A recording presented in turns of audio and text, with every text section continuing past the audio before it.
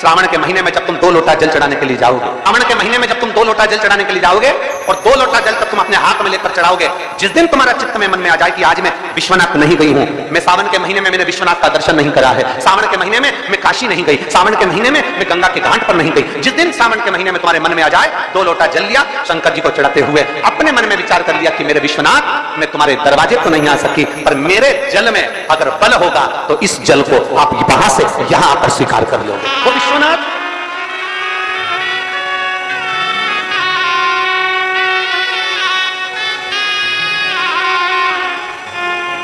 आहों में असर होगा, घर बैठे बुला लेंगे, तुम रूठे रहोगे,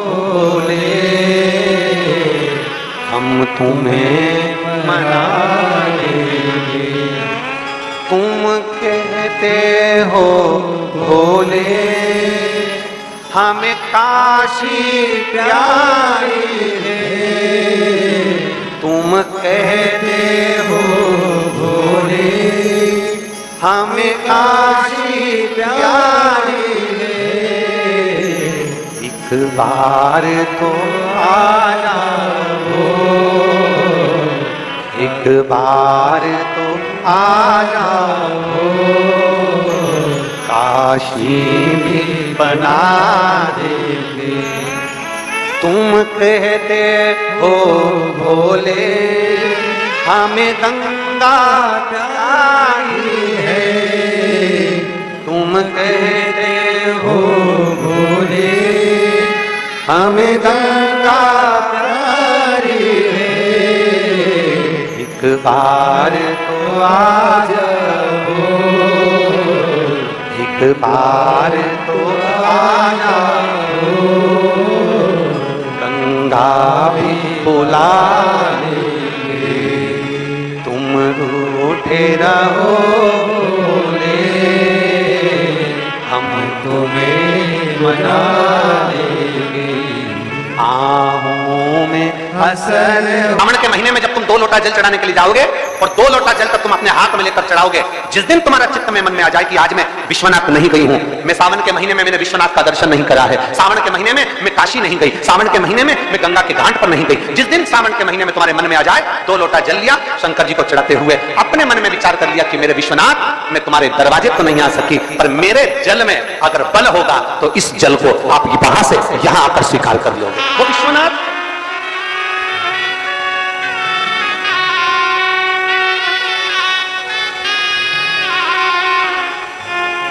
आहों में असर होगा, घर बैठे बुला लेंगे, तुम रूठे रहोगे, हम तुम्हें मना लेंगे, तुम कहते हो भोले हमें काशी प्यारी है, तुम कहते हो भोले हमें काशी प्यारी है, एक बार तो आ जाओ, एक बार तो आ जाओ, काशी भी बना देंगे, तुम कहते हो भोले हमें गंगा प्यारी है, तुम कहते हो भोले हमें गंगा प्यारी है, एक बार तो आ जाओ, एक बार तो आ जाओ, गंगा भी बुला लेंगे, तुम रूठे रहोगे, हम तुम्हें मना लेंगे, आहों में असर होगा, घर बैठे बुला लेंगे। पूरे साल शिव जी को एक लोटा जल चढ़ाओ, सावन का पहला दिन लगे 2 लोटा जल चालू कर दो। श्रावण के पूरे महीने 2 लोटा जल अपने घर से लेकर जाओ, और अपने घर से जब जल लेकर जाओ तो ये विचार कर कर जाना, आज मैं शिव को काशी में, आज मैं शिव को केदार में, आज शिव को अमरनाथ में, आज शिव को भीमा शंकर में, आज शिव को मल्लिकार्जुन में। और फिर निवेदन करूंगा, जिस बहन को 19 और 20 साल तक भी औलाद नहीं हुई हो तो कृष्णेश्वर महादेव का नाम लेकर 2 लोटा जल तुम्बकेश्वर महादेव का नाम लेकर चढ़ा कर देखना, सावन के बाद में बाबा संतान जरूर देगा, झोली जरूर भरेगा।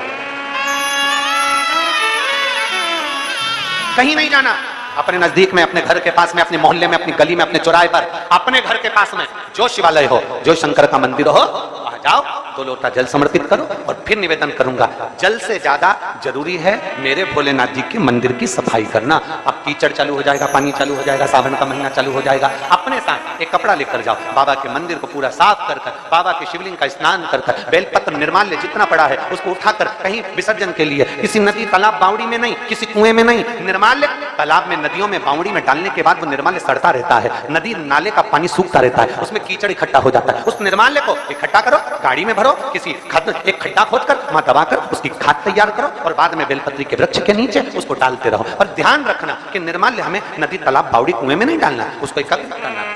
शिव के मंदिर की जितनी सफाई कर सकते हो, शंकर के मंदिर को जितना साफ कर सकते हो, शंकर के मंदिर को जितना निर्मल कर सकते हो, उतना करो। अपने मन में एक भाव बना लो, जैसे भगवान विष्णु ने एक भाव बनाया था, सावन के महीने में 108 कमल के पुष्प शंकर जी को दूंगा। पार्वती जी ने भाव बनाया था, श्रावण के महीने में शंकर जी को 2 लोटा जल समर्पित करूंगी। माता सती जो भगवान शंकर की अर्धांगिनी रही, उन्होंने भाव बनाया था, मेरे देवादिदेव महादेव को रिझाने के लिए मैं भगवान शंकर की 108 वृक्ष लता से स्नान कराऊंगी। ये अपने भीतर एक संकल्प अपने भीतर लेना है कि श्रावण के महीने में हमें शिव को कैसे रिझाना है।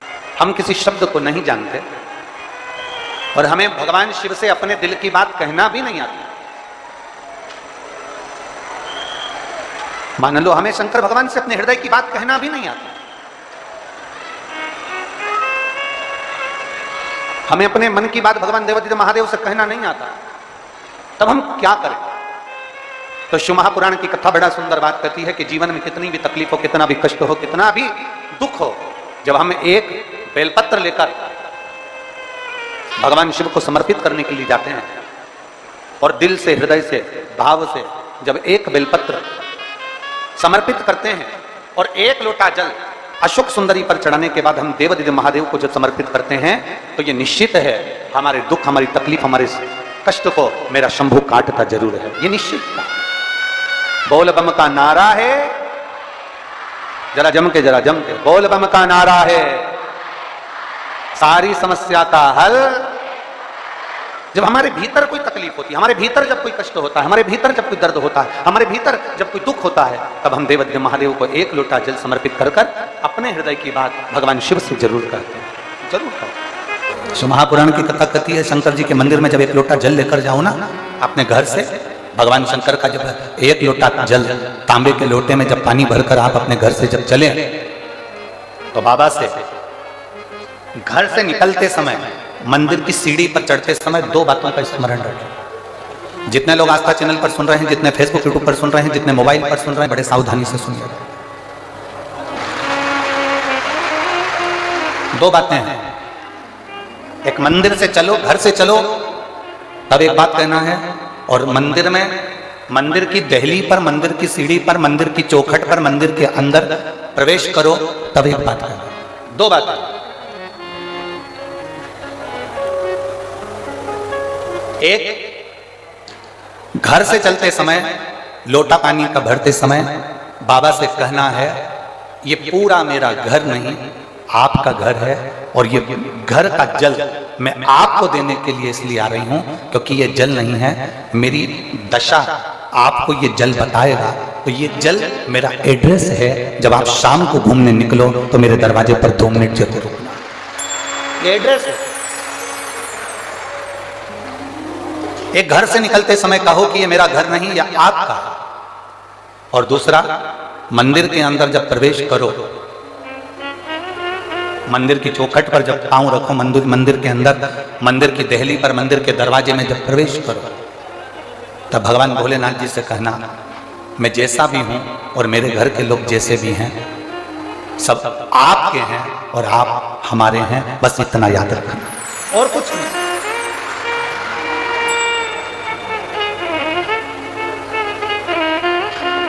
और मैंने तेरे ही भरोसे बाबा, तेरे ही भरोसे हवा भी उड़ती जावांगी बाबा, डोर हटो छटीला में कटी जावांगी, भोले मैं तेरी पतंग, शंभो मैं तेरी पतंग, हवा भी उड़ती जावांगी बाबा, डोर हटो छटीला में कटी जावांगी, भोले मैं तेरी पतंग।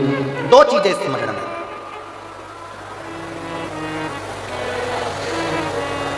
जब हम फ्लाइट में सफर कर रहे थे भोपाल से जब दिल्ली आए, तो जिस समय फ्लाइट से नीचे उतरते समय एक लड़के ने एक प्रश्न किया, बड़ा अच्छा प्रश्न है, आपके और हमारे जीवन की सिद्धता को सिद्ध करता है। प्रश्न बहुत अच्छा है। उस लड़के ने प्रश्न किया, शिव में और शिवलिंग में कितना अंतर है? दिल्ली में कोई विवेक बिहार का वो लड़का था जिसने वो प्रश्न किया था, और हमने उस बच्चे से कहा था कि अगर बन सके तो पहले दिन की कथा जरूर सुनना। उस कथा में हम वर्णन करेंगे कि शिव में और शिवलिंग में कितना अंतर है।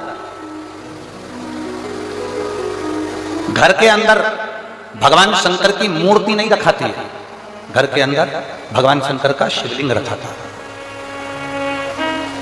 आप लोगों के घर में क्या है? जम के बोलो जरा। शिवलिंग है। मूर्ति में और शिवलिंग में अंतर क्या?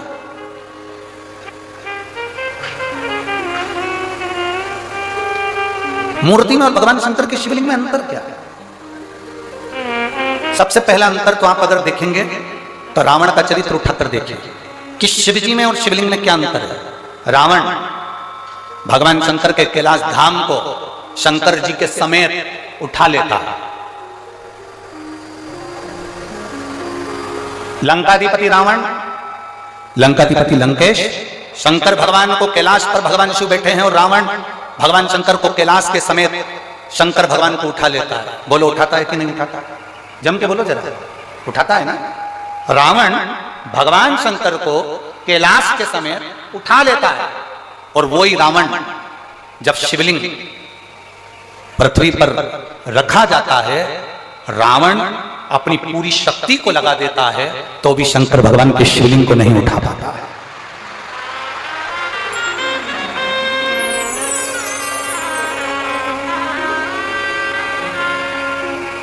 शिवलिंग नहीं उठा पाया, भगवान शंकर के शिवलिंग को नहीं उठा पा रहा, भगवान शंकर के शिवलिंग को नहीं उठा पाया।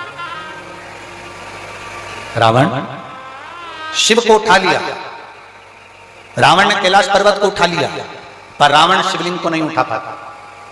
आखिरी में लंकाधिपति रावण हार जाता है और शिवलिंग वहीं पर छोड़कर लंका चले जाता है, और वो शिवलिंग बैद्यनाथ जी के रूप में पूजा जाता है।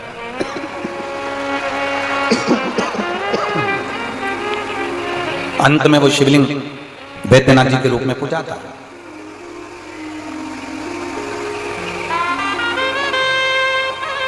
नहीं उठा वो शिवलिंग, उठ नहीं पाया वो शिवलिंग। क्यों? शिव महापुराण की कथा कहती है शंकर जी के स्वरूप में केवल शंकर जी हैं, केवल शंकर जी। शंकर जी के स्वरूप में केवल शंकर जी हैं, और शिवलिंग का जो स्वरूप है उसमें केवल शंकर जी नहीं है, उसमें गणेश जी भी बैठे हैं, कार्तिकेय जी भी बैठे हैं, अशोक सुंदरी भी बैठी है, पार्वती जी भी हैं, शंकर जी भी हैं, जया, विषहरा, श्यामली बारी, दौतली, जया, ये सब भगवान शंकर की 5 लड़कियां, भगवान शिव की 5 बेटियां, गणेश, कार्तिकेय, अशोक सुंदरी, देवी, और शंकर भगवान की परिधि में जहां जल निकल रहा है उस स्थान पर 33 कोटि देवी देवता। शंकर जी के स्वरूप में केवल शंकर अकेले हैं, पर शंकर जी के शिवलिंग में 33 कोटि देवी देवताओं का बल होता है, इसलिए उठ नहीं पाता।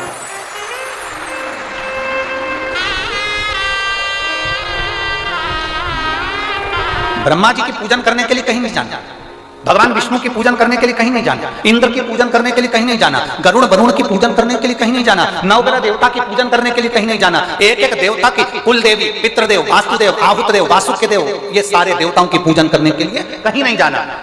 केवल एक देवाधिदेव महादेव पर अगर आप 1 लोटा जल समर्पित कर रहे हो तो सारे देवताओं की पूजन एक साथ में हो रही है।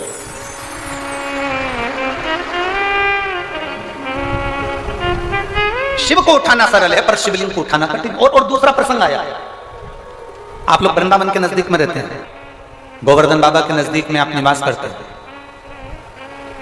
राजा कंस, जिस कंस ने अपना उपद्रव मचाया, जिस कंस ने सब कुछ अपना बना लिया, जिस कंस ने अपनी बहन को कारागार में डाल दिया, जिस कंस ने अपने दामाद को कारागार में डाल दिया, जो कंस भगवान कृष्ण का द्रोही बन गया, वो कंस महेंद्र पर्वत पर जाकर, जिस जगह पर भगवान परशुराम बैठकर तप साधना करते हैं, कंस परशुराम भगवान को पर्वत के साथ में उठा लेता है। वो कंस, वो राजा कंस महेंद्र पर्वत पर परशुराम भगवान को महेंद्र पर्वत के समेत उठा लेता है, महेंद्र पर्वत के समेत। अब एक दिन कंस आया और परशुराम भगवान महेंद्र पर्वत पर बैठकर तप साधना कर रहे थे, और कंस उनको उठाने वाला, पर्वत उठता नहीं है। कंस जब भी महेंद्र पर्वत पर जाता था, परशुराम भगवान को पर्वत के समेत उठा लेता था, पर आज पर्वत उठाने, कंस ने एड़ी से चोटी तक का बल लगा लिया, पर वो महेंद्र पर्वत नहीं उठा और ना परशुराम भगवान उठे। ना परशुराम जी उठ रहे हैं, ना वो महेंद्र पर्वत उठ रहा।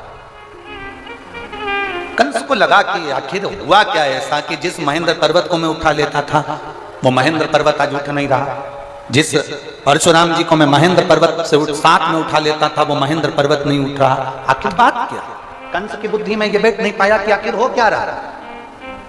रावणपुर ये सुध में था, मैं जब कैलाश पर्वत उठा सकता हूं, मैं जब शंकर भगवान को उठा सकता हूं, पार्वती जी को उठा सकता हूं, मैं गंगा की धार को उठा सकता हूं, मैं नंदीश्वर को उठा सकता हूं, तो फिर ये शिवलिंग क्या लगता है? शिवलिंग को उठाने में मेरा क्या जाता? पर्वत को उठाना सरल है, शंकर भगवान को उठाना सरल है, पार्वती जी को उठाना सरल है, नंदी को उठाना सरल है, पर शिवलिंग को उठाना कठिन है, क्योंकि इसमें सारे देवताओं का बल और तत्व प्राप्त हो गया है, सब कुछ है। और अकाल मृत्यु वो मरे जो काम करे चंडाल का, काल उसका क्या बिगाड़े जो भक्त हो महा। जो शिव का उपासक उसको क्या भय? यहाँ मेरी रेवाड़ी की इतनी सारी जीजियां बैठी हैं, इतने सारे जीजा बैठे हैं, इतनी सारी बेटियां, इतने सारे बेटा बैठे हैं, मेरी माता यहाँ पर विराजमान है। मैं उनसे पूछना चाहूंगा, कभी आपने किसी भी संत को, साधु को, सन्यासी को, तपस्वी को, देवता को, देवी को शंकर भगवान के स्वरूप की पूजन करते हुए नहीं देखा होगा? आपने जिसको भी देखा होगा शिवलिंग की पूजन करते देखा होगा। आपने किसी देवी देवता को शंकर के स्वरूप की पूजन करते हुए नहीं देखा होगा। आपने देखा होगा तो शिवलिंग की पूजन करते देखा। कारण क्या है? उसका एक कारण, प्रदोष, शिवरात्रि, सोमवार की अष्टमी। प्रदोष भी हर महीने आती है, शिवरात्रि भी हर महीने आती है, सोमवार भी हर महीने 2, 3, 4, 5 पड़ी जाती है। सोमवार की अष्टमी जरूर साल भर में 4 या 5 आती है। सोमवार, प्रदोष, शिवरात्रि, सोमवार की अष्टमी, ये वो तिथियां हैं, ये वो वार हैं। अगर कोई भूल से भी शंकर भगवान के शिवलिंग का निर्माण करता है या अपने घर में रखे हुए शिवलिंग पर शमी पत्र को समर्पित कर देता है, तो जिंदगी में उसका बाल बांका हो ही नहीं सकता है। प्रदोष के शमी पत्र में बल होता है, प्रदोष के शमी पत्र में।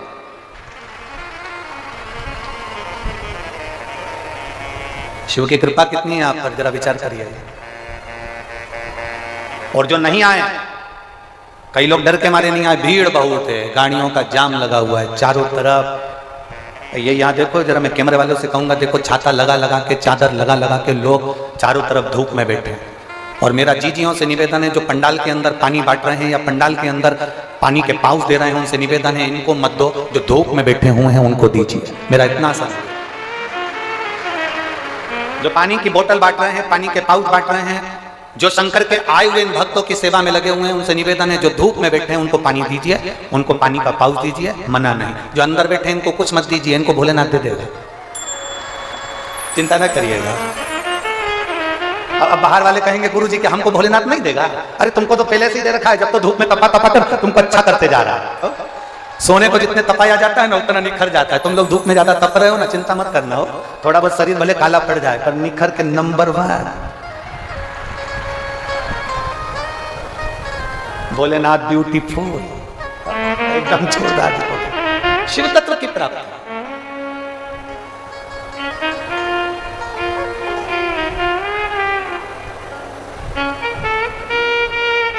भगवान देवाधिदेव महादेव का चरित्र का जितना शिव में, उससे 1000 गुना शिवलिंग में बल की प्राप्ति होती है।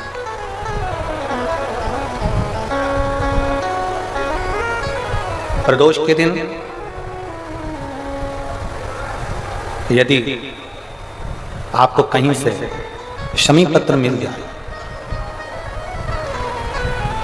प्रदोष के दिन यदि कहीं से आपको शमी पत्र मिल जाए, और प्रदोष काल में, प्रदोष का जो समय होता है, शाम का जो समय होता है प्रदोष काल, 4 प्रदोष 5 प्रदोष आप कर देखिएगा कि आपका कोई काम है, कोई नौकरी के लिए आप अप्लाई कर रहे हैं, कोई समस्या बड़ी विकट आ गई है, कोई तकलीफ विकट आ गई है, कोई समस्या विकट आ गई है, प्रदोष के प्रदोष काल में अगर एक शमी पत्र भी आप घर के शिवलिंग को, अब ये करने के लिए आपको मंदिर के शिवलिंग नहीं जाना, अपने घर में जो शिवलिंग, चाहे वो स्फटिक का हो, पारद का हो, कंकर शंकर का हो, लकड़ी का हो, जो शिवलिंग तुम्हारे घर में, कांच का हो, चाहे वो नर्मदा के कंकर का हो, नर्मदेश्वर हो, पाषाण का हो, जो शिवलिंग, चांदी का हो, सोने का हो, तांबे का हो, पीतल का हो, जो शिवलिंग तुम्हारे, एक शमी पत्र यदि आप भगवान शंकर के शिवलिंग पर समर्पित कर रहे हो, और उस शमी पत्र को उठाकर रात्रि को 9:15 की जो एक मुहूर्त होता है, एक समय होता है, जिस समय पर हम अपने मन की बात भगवान शंकर को कहते हैं, पूर्व में भी इसका वर्णन हम कर चुके हैं कथाओं में। उस 9:15 पर वो शमी पत्र को उठाकर एक कागज में, एक कटोरी में उसको रखते थे। 4 या 5 प्रदोष के उस शमी पत्र को अपने पास में रखिए, और जिस कार्य के लिए जा रहे हो उसको जेब में ऊपर के भाग में उसको रखकर लेकर जाइए, आपका वो कार्य सफल होकर ही रहेगा, वो रुक नहीं सकता। उस शमी पत्र में इतना बल होता है, प्रदोष का जो शमी पत्र होता है वो बड़ा बलवान होता है, बड़ा एक पत्र है।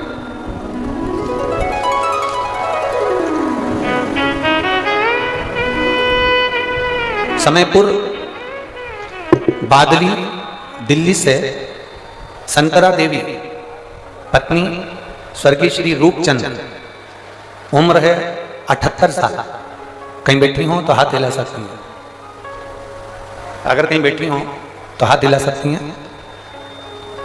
समयपुर बादली दिल्ली से संतरा देवी पत्नी स्वर्गीय श्री रूपचंद, उम्र है इनकी 78 साल, 70 है। मेरा मोबाइल नंबर ये है, कहीं बैठी हो तो हाथ हिलाइए, हाथ हिलाओ एक बार। अभी भी नहीं दिख रहा, ऐसे हाथ हिलाओ दिख जाओगे हम। कैमरे वाले को दिख गए क्या? ठीक है, कैमरे वाले को दिख गए तो कोई, कौन से वाले पंडाल में है? अंधेरे में है क्या? अच्छा, दिख नहीं रहा, ठीक है, एक बार वापस हाथ हिलाओ। हाँ ठीक है, दिख गए।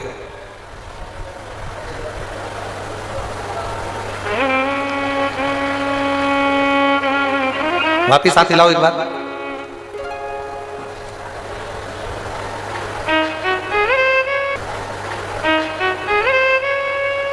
आ जाओ, जहां बैठी हो आ जाओ। आइए।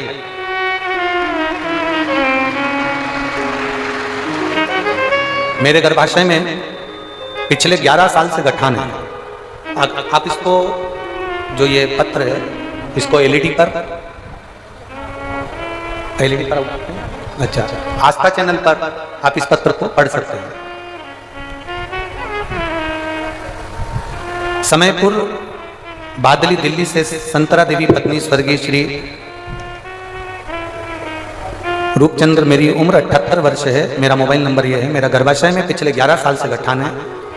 डॉक्टर ने बताया है कि यह कोई साधारण गठान नहीं है, आपको बड़ी बीमारी के योग है। यह बात मेरे बेटे ने मुझसे छिपा रखी थी। मेरा बेटा मुझे यह नहीं बताया कि मुझे कौन सी बीमारी हो गई है, मुझे यह बताया नहीं गया। तब मार्च के महीने में 2023 में अल्ट्रासाउंड कराया गया, जिसकी रिपोर्ट में गर्भाशय में गठान निकली। मेरी बेटी ने मुझे टीवी पर आस्था चैनल पर शिव महापुराण कथा सुनने को कहा। आप बार बार कथा में कहते हो एक लोटा जल सारी समस्या का है। मैंने आपके इस वचन को माना और रोज बाबा को एक लोटा जल चढ़ाना प्रारंभ किया, एक बेलपत्र खाना शुरू किया।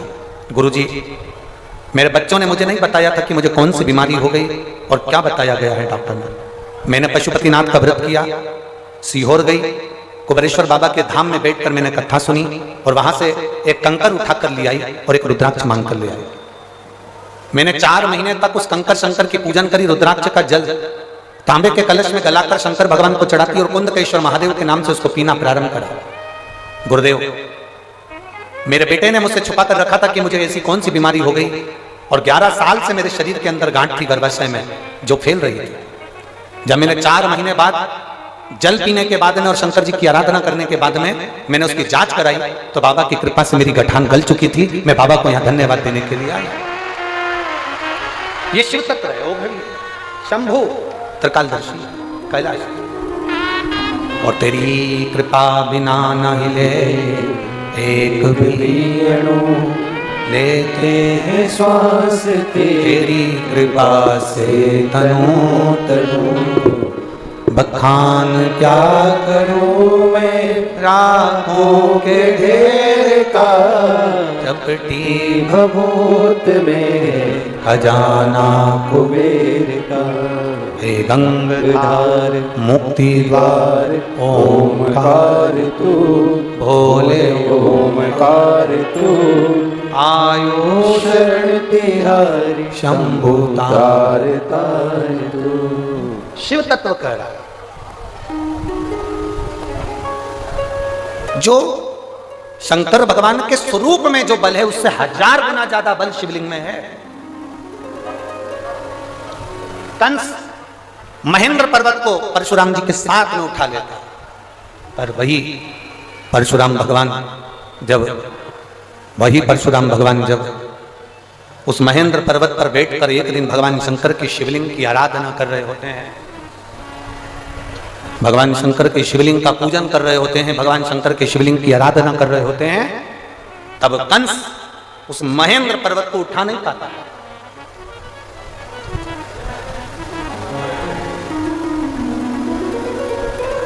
कंस नहीं उठा पाया, बहुत प्रयास करा कंस को समझ में नहीं आ रहा कि आखिर ये हो क्या रहा है कि मैं इस महेंद्र पर्वत को उठाता था, मैं परशुराम भगवान को महेंद्र पर्वत के साथ में उठा लेता था, मैं इसको बार बार उठाता था, पर आज ये महेंद्र पर्वत, आज ये परशुराम भगवान, आज ये महेंद्र पर्वत मुझसे उठ क्यों नहीं रहा। कंस की चित्तवृत्ति में ये बात नहीं बैठ पा।